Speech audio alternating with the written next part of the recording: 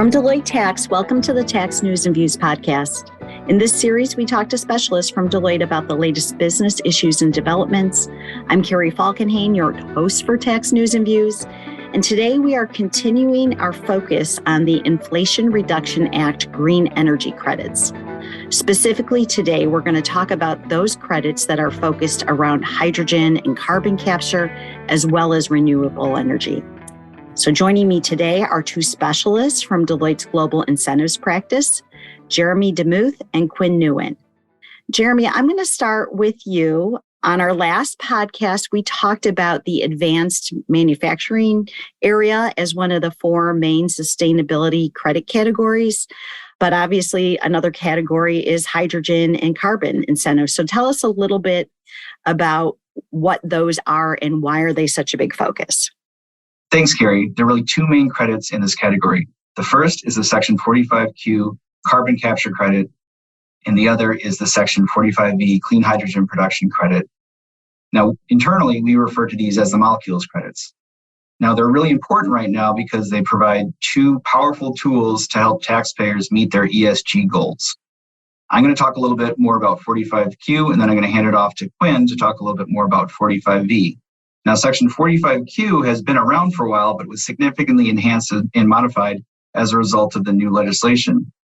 The 45Q carbon capture credit is based on the volume of carbon oxides that a taxpayer captures and then either stores underground in secure geological storage, utilizes to make another product, or injects in enhanced oil recovery. Now, for every metric ton that you capture and then do one of those three things, you get a dollar amount over that 12-year period. For secure geological storage, you get $85 per metric ton. For utilization or injection, you get $60 per metric ton. Both of those are significantly increased over the prior amounts. Now, $85 per metric ton might not sound like a lot, but if you captured 1 million metric tons a year, over a 12-year period, that's over $1 billion in credits. That's why this credit is so significant, and that's why it's driving so much activity in this space. Next, we're going to talk about Section 45V, the clean hydrogen production credit. Now, the clean hydrogen production credit is based on the carbon intensity of the hydrogen production. And in order to be clean hydrogen, you need to have less than 4 kilograms of carbon dioxide equivalent, or CO2e, per kilogram of hydrogen you produce. I'm going to turn it over to Quinn, and she's going to talk a little bit more about this credit. Sure. Thank you, Jeremy. So for the 45V clean hydrogen production credit, it's also a volume-based credit. It's up to $3 per kilogram of clean hydrogen produced over a 10-year period. The carbon intensity, as Jeremy mentioned, has to be less than 4 kilograms of CO2e, or carbon dioxide equivalents, per kilogram of hydrogen produced. So when we're talking about up to $3 per kilogram, your emissions rate has to be less than the 0.45 kilograms. And if you're at the bottom of the tier where it's 4 kilograms of CO2e, your credit is 60 cents per kilogram. One of the provisions is the ability to claim an investment tax credit based on the cost rather than the production over the 10-year period. But a lot of times we'll see that the production-based credit models out better than the investment tax credit that's based on capitalized costs. For taxpayers that don't want to claim a production-based credit, you have the ability to claim an investment tax credit based on the capitalized cost of the facility. However, we've seen that the production-based credit models out better than the investment tax credit. Well, I can see why you refer to them as the molecule credits. It's definitely very focused on the science, right, behind these two areas. But question, why do you talk about them together? We bundle these two credits together because there's a conflict. You're not allowed to take both the 45Q carbon capture credit and the Section 45V clean hydrogen production credit.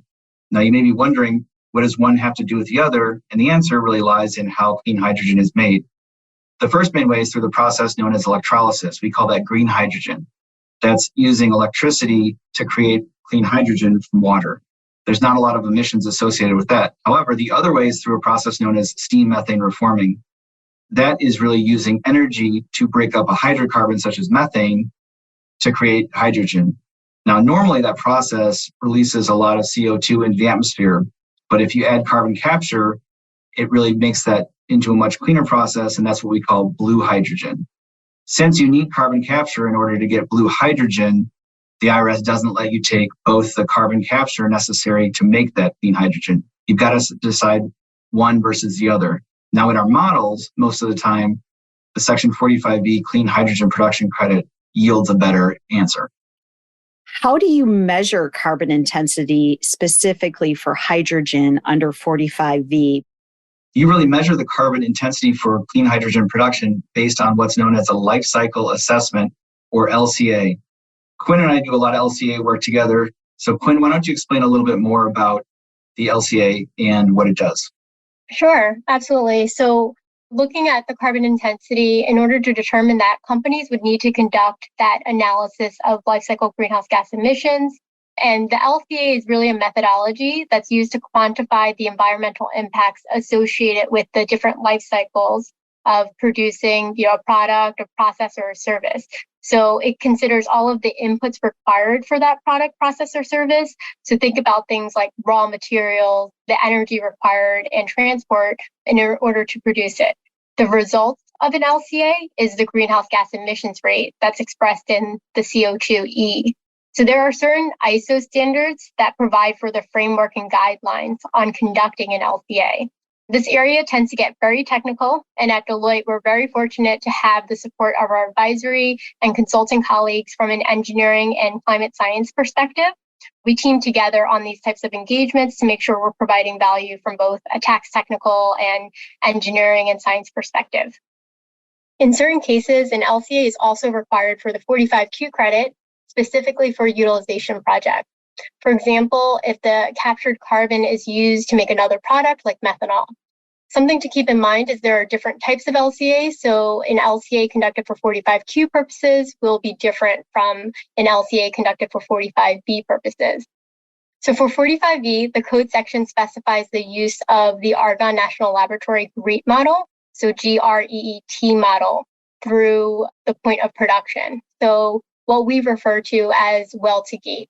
So any emissions after the point of production is excluded from this analysis when you're determining the emissions rate. Also, LCAs are incorporated as part of other credits that will be effective after 2024. So the technology neutral production tax credit, the technology neutral investment tax credit, as well as the clean fuels credit. So 45Y, 48 Cap E, and then 45Z. Eligibility for these credits will be based on the facility's greenhouse gas emissions rate based on an LCA. Now I'll turn it over to Jeremy for his insight on other hot topics related to LCAs. Thanks, Gwen. I think the hottest topic in this area is actually the use of carbon offsets to lower the carbon intensity of the clean hydrogen production. Now, if you look at the code section, it doesn't say whether you can or can't use carbon offsets, such as renewable energy certificates, to lower your carbon intensity. But right before the bill was enacted, certain members of Congress made statements that the intent of the legislation was to allow taxpayers to use carbon offsets like RECs to lower the carbon intensity. The ball is now in the court of the IRS and Treasury as they try to determine legislative intent and provide guidance as to whether taxpayers are going to be able to use these carbon offsets to lower the carbon intensity for their clean hydrogen production. Thanks for that answer. Maybe you could just talk also about what type of activity you're seeing around carbon sequestration under 45Q. Sure, Carrie. From a 45Q perspective, we're seeing a lot of activity in two main areas. The first one being related to utilization. So a lot of companies are focused on the LCA process, what we just talked about. So there is a requirement to submit 45Q LCAs to the IRS and the DOE for technical review and pre-approval. So a lot of companies have put their LCA together and submitted it for DOE and IRS review. The other key area is from a sequestration perspective. There is a lot of demand for companies wanting to sequester carbon dioxide, and there are not very many locations that are approved for it from an EPA perspective. As of late September, there were 2 permits that were active. However, there were 28 pending applications. As more permits are approved, we'll see a significant increase in the number of carbon sequestration projects. Jeremy, two of the popular areas of the Inflation Reduction Act are these new provisions around direct pay and transferability options. Are they available for 45Q and 45V? Carrie, I'm happy to say that both of these credits are eligible for direct pay. A lot of our clients are excited about direct pay, which essentially makes the tax credits refundable. And these credits are also transferable, which allows you to sell the tax credits to an unrelated taxpayer in exchange for cash. For 45V, you're allowed to elect direct payment for the first 5 tax years of your 10-year period. And for 45Q, you're allowed to elect direct payment for the first 5 years of your 12-year period. After that period of time, you can switch over to transferability. Both of these options are really increasing the pool of taxpayers that can benefit from these incentives, and both are driving a significant amount of economic activity in the space. Well, thank you, Jeremy and Quinn, for this discussion. I never, as a tax person, had an appreciation for all the science that goes into determining these credits. And it, to me, really speaks for the need for tax professionals to be close with their business counterparts to make sure they understand what is happening and what truly can qualify. I know our audience will appreciate you explaining these provisions, and I think it will be interesting to see how the business community reacts. If our audience would like more information, of course, you can connect with Jeremy or Quinn via LinkedIn.